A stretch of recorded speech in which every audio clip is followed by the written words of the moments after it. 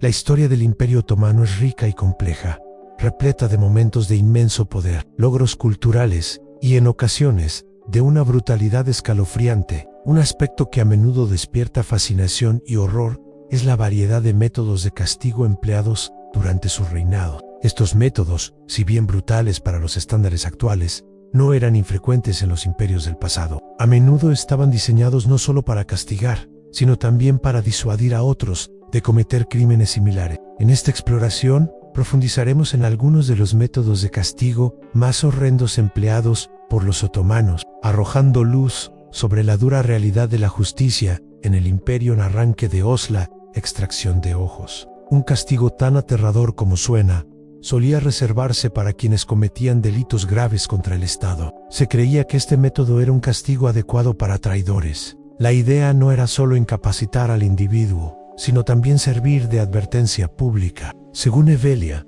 Elevi, viajera y escritora otomana, la extracción de ojos se practicaba a veces en plazas públicas, donde se sujetaba a los condenados y se les extraían los ojos con instrumentos afilados. Este acto horrendo tenía como objetivo dejar al individuo indefenso, tanto literal como simbólicamente, privándolo de su capacidad de ver el mundo y, por lo tanto, de participar plenamente en él. La pérdida de la vista también se consideraba un destino peor que la muerte para muchos, lo que agravaba aún más la severidad de este castigo en decapitación.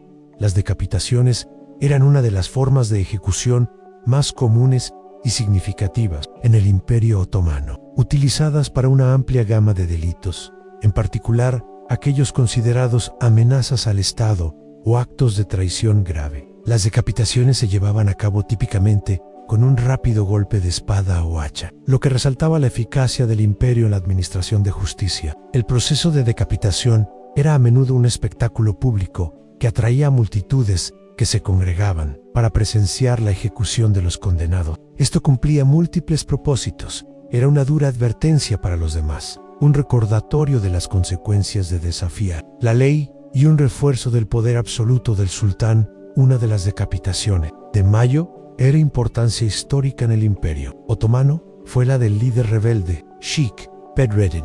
En 1420, Sheikh Bedreddin fue un ex juez y místico otomano que lideró una rebelión contra el sultán Mehmed y en su movimiento, que exigía reformas sociales y económicas, ganó un número significativo de seguidores, especialmente entre los campesinos y los segmentos descontentos de la sociedad. Sin embargo, la rebelión fue percibida como una amenaza directa a la estabilidad y la autoridad del Estado otomano. Tras la derrota de sus fuerzas, Sheikh Bedreddin fue capturado y llevado ante el sultán. A pesar de su condición de erudito religioso y ex juez, la gravedad de sus acciones dejó a las autoridades sin otra opción que condenarlo a muerte. Su decapitación tuvo lugar en la ciudad de Serres, la actual Serres, en Grecia, y se llevó a cabo públicamente para disuadir a otros que pudieran considerar desafiar el dominio otomano. Tras una batalla, las fuerzas otomanas podían decapitar a los líderes o soldados capturados, exhibiendo sus cabezas como trofeos o enviándolas de vuelta a la capital como prueba de la victoria. Esta macabra práctica servía para desmoralizar al enemigo y exhibir la destreza militar otomana. Morolá Filak, un método de castigo corporal, se usaba ampliamente en el Imperio Otomano para disciplinar a soldados, esclavos e incluso estudiantes. Este castigo consistía en golpear las plantas de los pies con una vara o un palo, aunque pudiera parecer menos severo en comparación con otros castigos de esta lista. El dolor que infligía la falaca era intenso y podía dejar a la víctima incapacitada para caminar durante días. La falaca se administraba a menudo en público y el número de golpes dependía de la gravedad de la infracción. Era un método que no dejaba cicatrices visibles, lo que lo convertía en la opción preferida para los castigos, cuyo objetivo era infligir dolor sin daño físico a largo plazo. Este método se consideraba una forma de inculcar disciplina y mantener el orden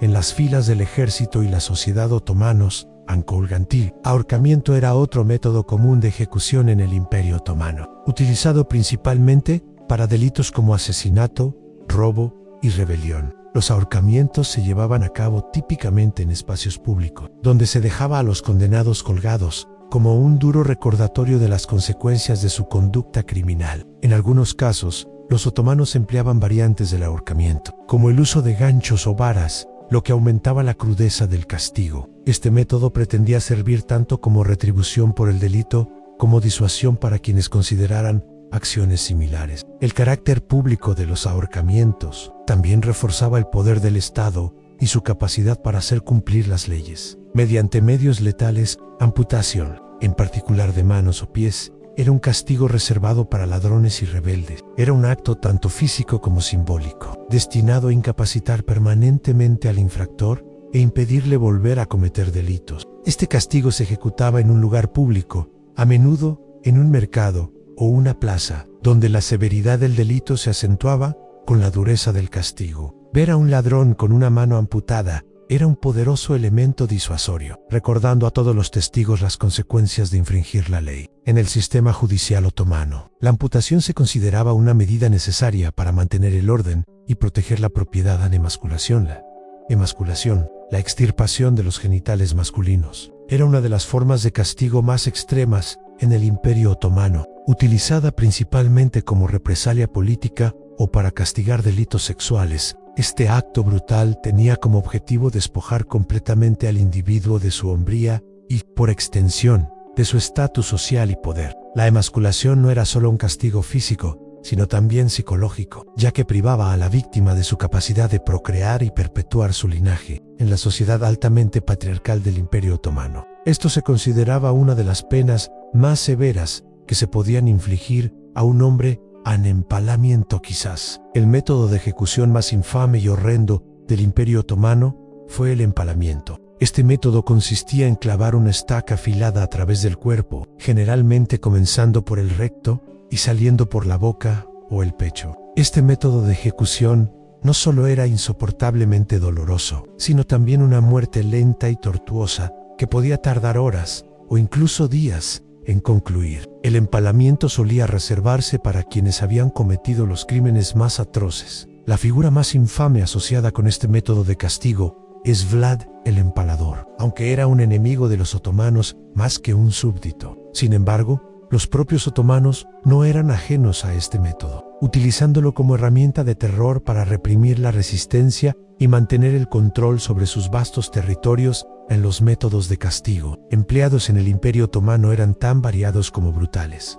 Cada método servía no solo para castigar al individuo, sino también para enviar un poderoso mensaje a la sociedad en general. Estos castigos reflejaban la dura realidad de la justicia en una época en la que mantener el orden a menudo requería medidas extremas. Al reflexionar sobre estos métodos, recordamos las complejidades del poder, la justicia y el control en uno de los imperios más formidables de la historia. Para descubrir más sobre los fascinantes y a menudo escalofriantes aspectos de la historia, no olvides darle a me gusta, suscribirte y activar la campana de notificaciones. Así no perderás la oportunidad de ahondar en el pasado con nosotros.